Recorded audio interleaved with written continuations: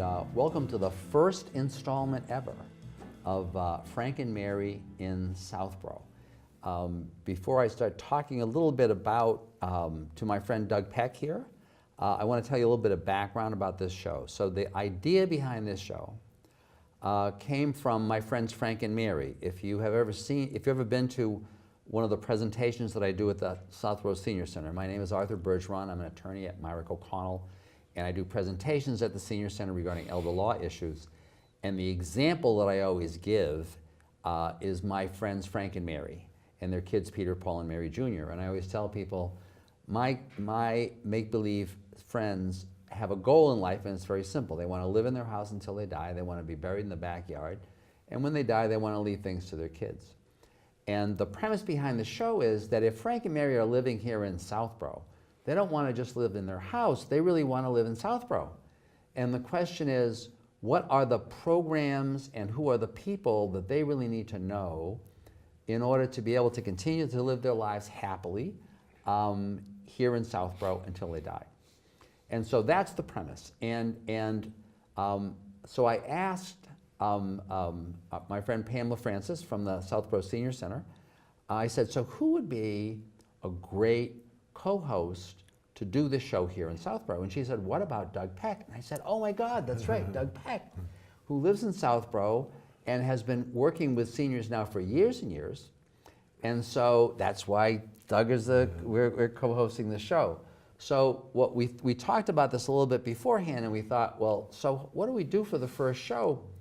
And we agreed that the best thing we could probably do would be to tell you folks a little bit about ourselves, which means we're going to interview each other. And I'm going to start off by talking to Doug about what he's doing, the programs that he's interested in, and then he's going to ask me about some of those things. So Doug, this could be a lot of fun. Okay, yes, it is. Already is. It already is. Yep. So when I first met you, it was because so I do work with nothing but seniors, and so a lot of my folks have, especially if they are in a position where, if they're single or even if they're married, that they're getting to where there are some things they're having trouble doing at home, and so they need some kind of support doing it. Right. So I've always kind of known about home care agencies, and then I heard about seniors helping seniors and about you. And I said, well, this sounds like the ideal home care agency. So can you just talk about that? I mean, I guess you also told me that you have been here now for a long time. Yes. So can you tell me about how, but you weren't born here, so you're Right. not totally local. Right. Right. So can you talk a little bit about how you ended up here, and then how you ended up doing this, and then what this is, what Seniors Helping Seniors is. How's because that? it is a very unique business model, I think. It something is. I'd never seen it. I'd never seen it. It's one of those ideas you wish say, you had it yourself. Yes, you say, why didn't I think of that? Why didn't I think of that? That's right. So I've been in how Southborough did you for about 40 years. Yeah. Although I moved to many other places going through school, et cetera. Yeah. I grew up in Ashland, Yeah. As did my wife, and my wife continues to teach in Ashland. In Ashland. Yep. So I had 3 kids. They all went through the Southborough and Algonquin school system. I get it. And you live very close by. Right but you came to Southborough because I came to Southborough because my wife's grandparents had built a house in Southborough, and as they got older, and one passed away and one moved, you know, we decided we wanted the few that was a nice place to live. And so, and inevitably, there were going to be people here who actually knew those people. So who were they? Their last name was Peacock. Peacock. Yep. Yeah.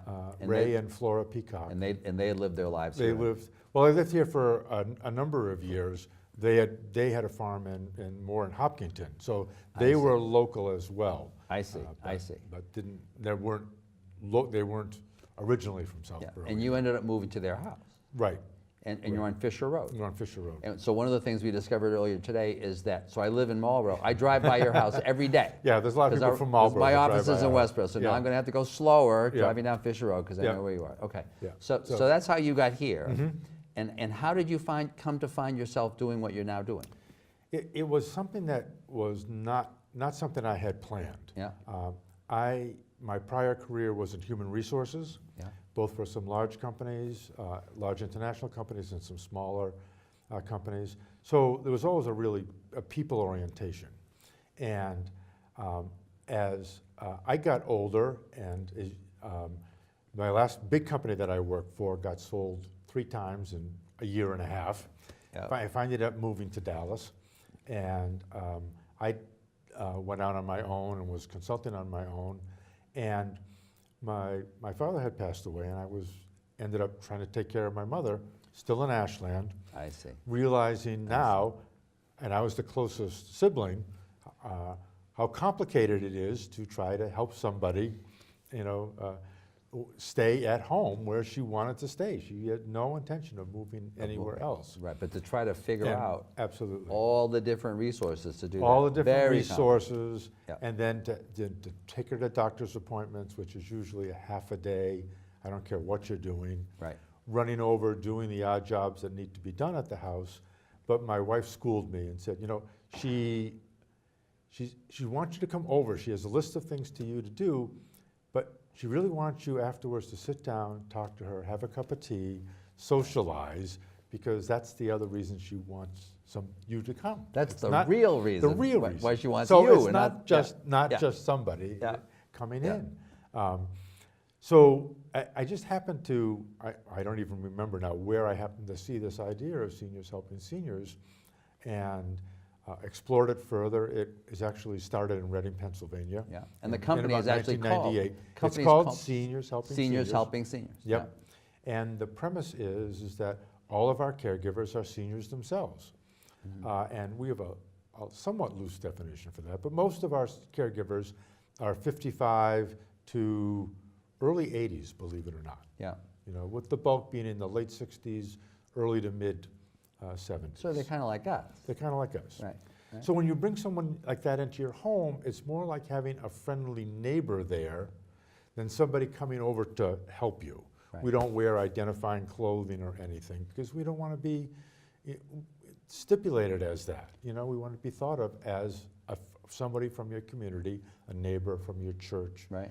et cetera, because people, particularly from that generation, they don't want the help. They don't want a stranger coming into their house. You don't want a stranger. You don't want a stranger. You hate to. Well, there was somebody I was talking to recently about who does some services in the home. Oh no, I remember there's a company in Westboro that does nothing but provide improvements to the home to make the home more accessible. And the owner said, he'll often talk to folks and they'll say, well, I don't really need that. Yeah. And he'll say, well, I know you don't need it, but if you had it, would you use it? Right. Right? Yes. Because you never want to feel that you need it, because of course if you're feeling like you need it, then you're Right. feeling like, especially if you're, Right. from our generation, if you're Right. the wife, that Right. you ran that house, it was totally yours, and the notion of Yep. having to have somebody come in to help make the bed, Right. or it's tough, Right. right? Yes. But easier if It's there's somebody easier- from your generation. Yes, that you can talk to, and the people that we hire come from all different walks of life, but their characteristic is they like working with people, and they've been teachers, they've been nurses, they don't want to just go bag groceries or make coffee someplace. They like the people-to-people interaction. And we carefully screen them for that. We're looking for somebody that, what we say is sort of has the heart of a volunteer. But these are all paid positions. I was just going to say, though, So, this is not a volunteer Not a volunteer organization. job. They're regular W-2 employees. They're not even 1099. No, These covered are by our insurances. These are W-2 employees. Paid on a regular, every 2-week basis. So, which is a big help for a lot of people. And I don't care. You're now on a fixed income for the most part. If you're retired, yeah. Yep, and so they're able to do other things. I have had people say, I bought a newer car with this money. Others will save it and take a long vacation that they want to take that they couldn't afford otherwise. So. And one of the things that surprised me is recently when we were talking, and you said, because full disclosure, I just had Doug on the show they do in Hudson. Yes. Because you told me that you're kind of on a recruiting drive, not that you're looking for more people who need care, right? Although that's always welcome. But you're really looking for caregivers. We are always looking for caregivers. And so why, it would seem like there would be, our generation, there's a jillion of us, you know. it would seem that there would be a multitude of people who are interested in being caregivers. Why? Well, they're not interested in being caregivers. Most people are interested in, there's a lot of people that are interested in looking for a part-time job. Yeah. Where Yeah. they have some flexibility, Yeah. where they're not on their feet all day long, and it's something interesting for them. But they don't necessarily think of caregiving, because I consider the people that work for us as non-traditional caregivers. Yeah. They're not personal care attendants, they're not CNAs, they don't have a nursing background, they don't have a medical see. background. I So see. they don't think of Not themselves as necessarily. caregivers. So they Not may have a necessarily. nursing, but they don't have to have a nursing Right. background. Right. And they're not doing nursing They're not functions. doing nursing, they're not doing personal care work. They're there to help them, again, sort of like a neighbor would. Take them to doctor's appointments, take them grocery shopping, go out to lunch with them, go to a movie with them, help them around the house, but in little ways. You know, they can help organize the kitchen, make sure their food in the refrigerator is fresh, there's no leftover stuff. I see. You I see. know, help them make a bed. You know, just sort of light housekeeping type of things sometimes when they need it, because the people just need to be there. But the Right. biggest thing is just to be there as a friend, because, you know, people now if you're not driving and you're home alone, you're just so isolated. Right. You know, and that's Right. a terrible thing for you mentally, and it affects you physically. Well, and I think I was mentioning when we did the show earlier, you know, in Hudson, my wife is from Hudson. They're a very good friend for whom she's organizing the 98th birthday party next month, who was driving until she was 96. Yeah. And I know in those last years, I remember Right. talking to her saying, Margie, you know, I know that you feel like you need to be driving because to get around, because Right. she was in a house in an older subdivision and she couldn't walk to anything, right? But I said, you know, there's a point at which, you know, you're not risking yourself, you're risking somebody else. I said, Right. if you hit a little kid because your reflexes aren't quite effective, you're never going to forgive yourself, right? But at the same time, I understood. You know, Right. she knew that once that car was gone, there were a set of things she just couldn't do. Right. Grocery shop, Right. you know, go to the hairdresser, go to Yep. doctors, go to the drugstore, right? So for a lot of folks, they're in that situation, Right. you know. And this is a way. So this gives them the power, This gives actually, them a if they lot want of to. flexibility and freedom, because we're not a taxi service, so we Yeah. do other things for them. Yeah. But we're also going to make sure, you know, if we're taking you to the senior center, we're going to go and stay with you. If we're taking you to a doctor's appointment, Right. we're going to stay with you. You know why? Because the doctor's appointment's going to make you wait an extra half hour or an hour while you're there, and you're just going to be sitting by yourself. So we're company. We're that friendly neighbor that, because of the way the suburbs have grown up, people get dispersed. Right. Your usual neighbors are probably gone, either to another assisted living or someplace, or Right. they've gone to live with their kids That who neighborhood live that- out of town. That neighborhood So you grew up in. You grew up and it's gone. Those people are gone. That's So right. you need a little bit of help, and this is a really very unobtrusive way to provide that. So now I'm just going to mention, because this part is an ad, because you're looking for folks. Right. So if I were interested and I were living in Southborough and I would, met these criteria, so would I have to be worried that if I did this, I'd have to be going to, Ashland or Everett or far away, or could I be able to specifically say I only want to be working in? Yeah, absolutely, and in the surrounding in the towns. And surrounding we're very careful about that. Making the match Yeah. for who you're going to go see is very, Yeah. very important to us. So when I ran my own business here, what I would do Yeah. is I would always bring the person that I had identified over to the client first, make a personal introduction, so everybody got to know who was going to be there. My Yeah. caregiver got to know how far away it was, how long it would take them to get there, and feel comfortable with that. And they would get to see the Oh, house that's great. and you see- everything. you see if it works. You Right. see if it's See going to if work. it works. Yeah. And also, I never liked just sending a person to meet another older person that they've never met before. I don't want somebody just showing up at the door Right. saying, "Hi, I'm from Seniors Helping Seniors." Right. It's like, no, we're a lot more personally involved in doing things like that. Because most of my, once we set somebody up like that, Yeah. I've had my caregiver stay with the person for 2, 3, 4 years. until something else changed in there. If it works. If it works, If it works. it stays and works very well. They become very close. They become very close with the family because we're communicating with the other caregivers who may or may not live around here. Right.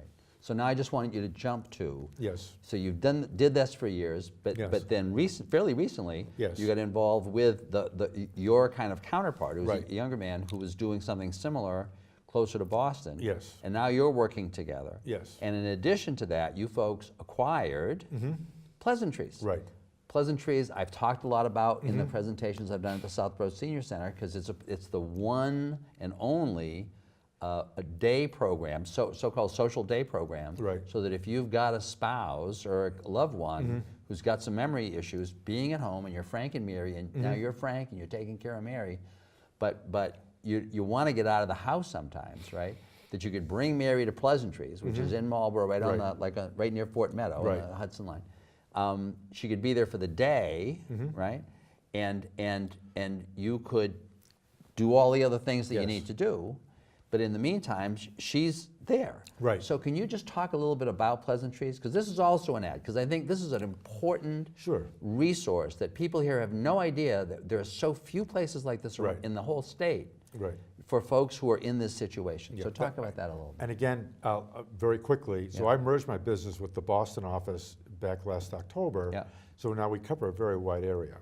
But we have found that a lot of the people that we deal with have issues around memory. Yeah. We're very involved with the Alzheimer's Association. Yeah. I've been trained by them and others in it, and we train a lot of our folks in it. But when this became available, I knew Tammy for about 5 years and have seen what's going on over there, and actually volunteered at some other similar programs in Hudson. Right. And I said, this really works because the caregivers need a break. It's a 24-hour assignment. When you're dealing with somebody with dementia, you just never know. 24/7. And so this gives them a full 8 hours to do what they need to do. Set up their own doctor's appointments. The biggest thing about caregivers taking care of somebody like this on their own is you have to take care of yourself first. It's like the face mask dropping out of the airplane. You have to take care of yourself first. So you have to make sure that you're being able to see your own doctors, relax. I know one woman that we took care of her husband who had dementia. She liked to play golf, and before this happened, she would play golf once a week with her girlfriends. It was 9 holes, but it was 4 hours out on her own. So we would go over so she could get that break. We did a couple of other things for her, but that was on the schedule. That was very important. But it was very important to the whole family that she do that. Exactly. So it's a non-medical day model. Again, so everybody there has some forms of mild cognitive impairment or dementia, but they don't get any medical attention, they're not getting any personal care. What they are is associating with other people like them in a nice house setting. It's a ranch house on a nice lot, so people feel like they're in a home, not in an institution, where they have breakfast and lunch. A lot of them help participate in making breakfast and lunch, and we have other activities that they do. And I'm just going to Art activities. We have music therapists that are coming in now once or twice a month. You mentioned you're doing stuff more and more in conjunction with Assabet School, which is Assabet, very, very we're starting close. to, and with Marlborough High School, Which with is great. intergenerational things going on. So they're active. And again, the biggest thing for a lot of people with that is the social isolation piece. And this gets them to associate with as many as 10 or 11 others of their same, in the same situation. And so now I'm just going to do a story. Okay. So my oldest sister is now 84. Her husband recently died. He had Alzheimer's. But he was able to stay at home for 6 years as the Alzheimer's progressed. And I would say at least one of those years was because he was going to Pleasantries, right? And he would go every day. And he loved it because for him, once again, he was with a set of other people who all had memory loss. So for them, if you're in a more general population and people are sensitive to about this, you have memory loss. That's kind of embarrassing. You're kind of in the middle of a sentence and people are like, oh my God, what do I say? But if everybody's got memory loss, Right. it's a joke. Yeah. You know, it's Yeah. like, hey, we all get memory loss. Right. So you got to tell stories about Right. memory loss. You Yeah. know, and I still remember one time my sister telling me she picked up her husband at the end of the day, and they were driving home. She said, Ralph, so how was your day? Oh, I had a great Yeah. day. What did you do? I have no idea. Yeah. And the But- moral of the story, Yeah. what difference does Right. it make if you remember what you did? Right. The question is, how are you? Right. How are you? And this place was so positive and Right. empowering to him Yes. for that day, right? And in the meantime, my sister could kind of do the things she needed to do. Right. But at the end of the day, her husband, and that was her goal. She wanted her husband to be happy, you Yeah. know? And it was great. It's It a was great. very small, intimate environment like that, Yeah. not institutional at all. And it is really nice to see whether people are playing cards, or we have one guest now who plays the piano, and it's That's really great. so you hear that, and people are really smiling and laughing. They have a good time, and it's so very difficult to find an environment where people, particularly with dementia, can have a good time. Can have a good time. You know, just enjoy themselves Can have for a a good few time. hours. So that's what you're doing, That's what I'm doing. right? Yeah. So let me tell you, Okay, so what are you doing? I mean, because even when I started, just a mere 6 or 7 years ago, it seems like elder law has just grown tremendously. a lot. So, a lot. I A mean, lot. it's just very complicated now situation. But Well- you not haven't been an elder law attorney all your career either. No. So I started. So I grew up in Marlborough. Last of 6 kids, and my dad worked as a caretaker in a estate in Framingham called Raceland. For many of the older Oh, folks, they yeah. will remember. Actually, a lot of folks from Ashland Yeah. remember Raceland Estate, and he was the caretaker for years. So as we grew up, we all worked for him and stuff. Yeah. So anyway, I was there, and I went. I got a scholarship to St. John's, and then I got a scholarship to Princeton, and I came back home because I wanted to be president of the United States. So I came back home and went to law school around here and became a city councilor in Marlborough. And then one New Year's Eve party, met my wife from Hudson, and we kissed at midnight, and I proposed 2 months later. I'd never Really? met her. Only New Year's Eve party I ever went to. But she didn't want to be the wife of the President of the United States. So my whole life has been Plan B. So I practiced for years and years out of Marlborough. And then in 1991, my mother died in a nursing home. She had dementia resulting from those little TIAs. Yes. And I watched the whole thing play out with my dad and my mom, who was very shy to begin with, getting quieter and quieter, and more needing my dad, but they never would leave the house because my mother was so embarrassed about the fact that she was having trouble with sentences and stuff. And my dad would get so frustrated, and it was just really, really hard. He couldn't take a walk, go out to Right. take a walk, because my mother would say, "Oh, Phil, I don't know where you're going to be." Yeah. So I watched that play out. So after that, and I also watched as she went to the nursing home and the financial issues started Right. coming up, how that played out. So I decided to focus more on that. So increasingly my practice became that. And then about 9 years ago, I knew one of the folks at Myrick O'Connell, which is a much larger law firm, and they were actually looking for someone that was focusing on elder law, because they traditionally, their trusts and estates folks had focused more on estate tax minimization issues, other kinds of issues. But they were increasingly finding folks who were saying, my mom's got this issue and blah, blah, blah, Right. right? And so that's when I moved. And so in all of my previous life, I would say in the previous 33 years that I had practiced, I had done maybe 300 or 400 elder law cases. Since moving to Myrick O'Connell, I have done a little over 1,400 elder law, Really? because that's all I do. Yeah. But in the course of that, you find yourself, of course, talking to folks who have got those set of issues, the kind of asset restructuring issues, and how can we deal with mass health, and what about making sure that I can keep control of my life, and who's my proxy, and all that stuff. But then you also find yourself dealing with, more globally, if I'm Frank and Mary, right, how do I live my life? Right. Which is really what got me interested in starting to do shows like this one, and getting involved in the program. So, and then several years ago, I remember hearing about, I had raised this issue. I was at one of those, we always going to seminars, right? Yes. Well, that's what you Yeah. do, right? And there's this wonderful guy named John Zeisel, Yeah. who had developed, he is actually the person who runs the very large memory care community at New Horizons in Right. Marlborough.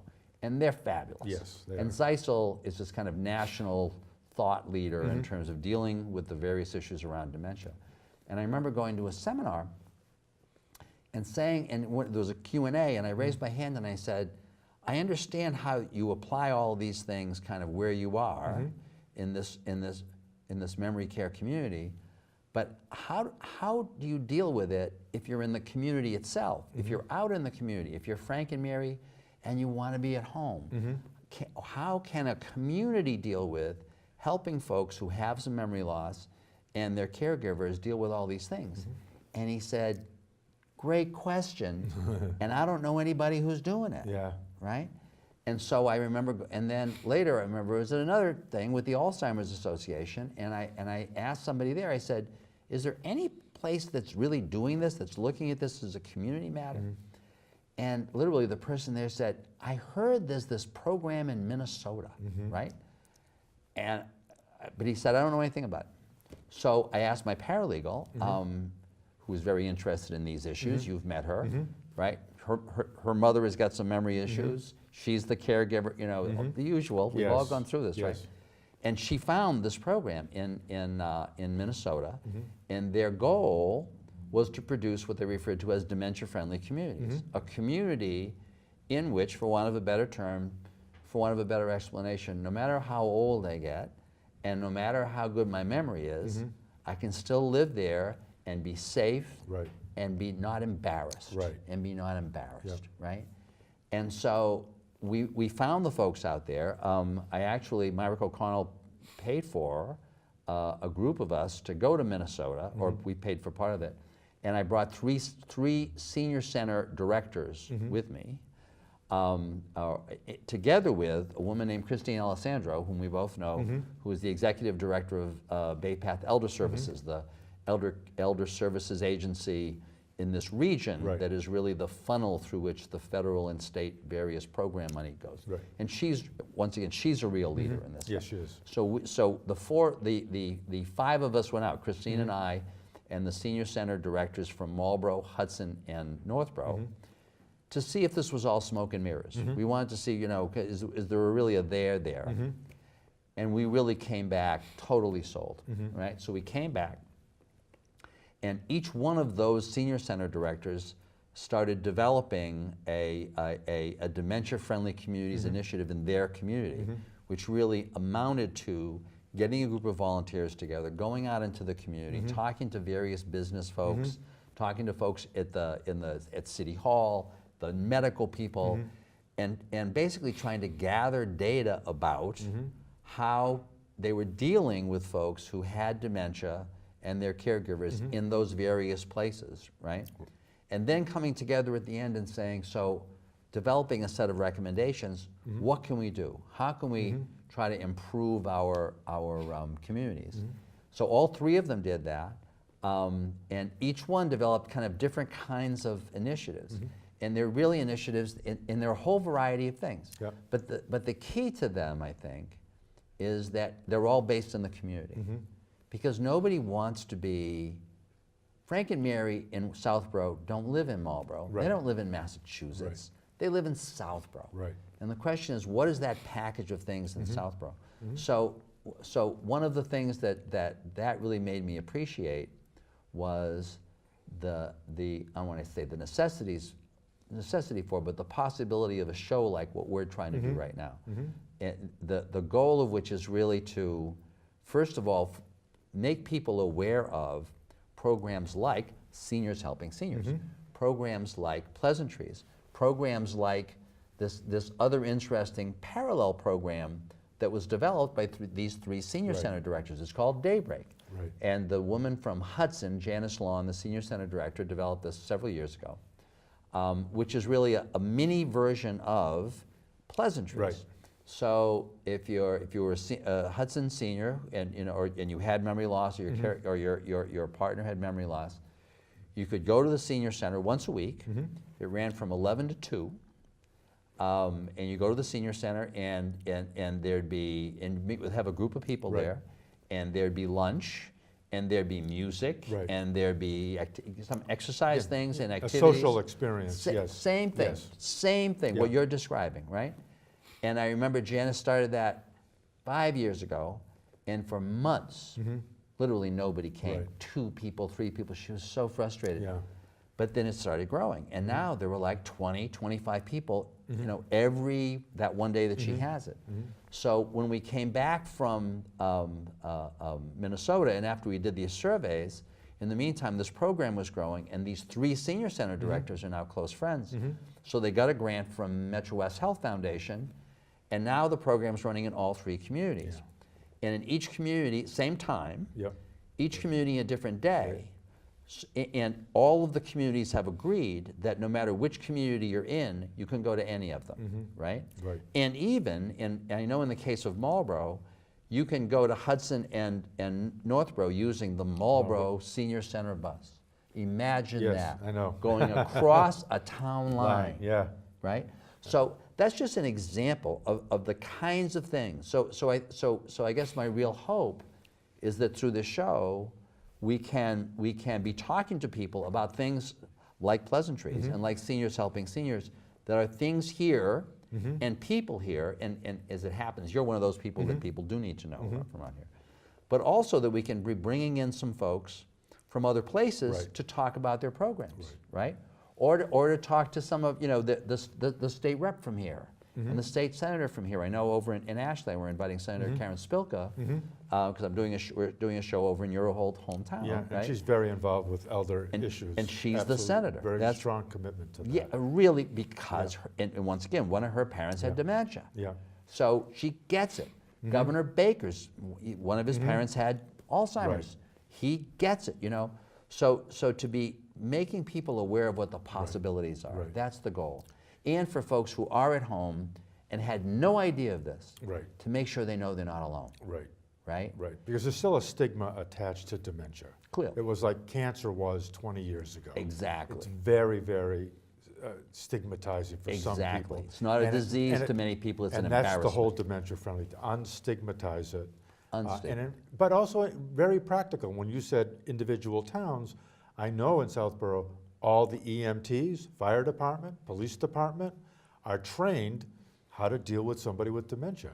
Wandering, if you go into somebody's house, how do you do? What's their reaction going to be? How do you react to them?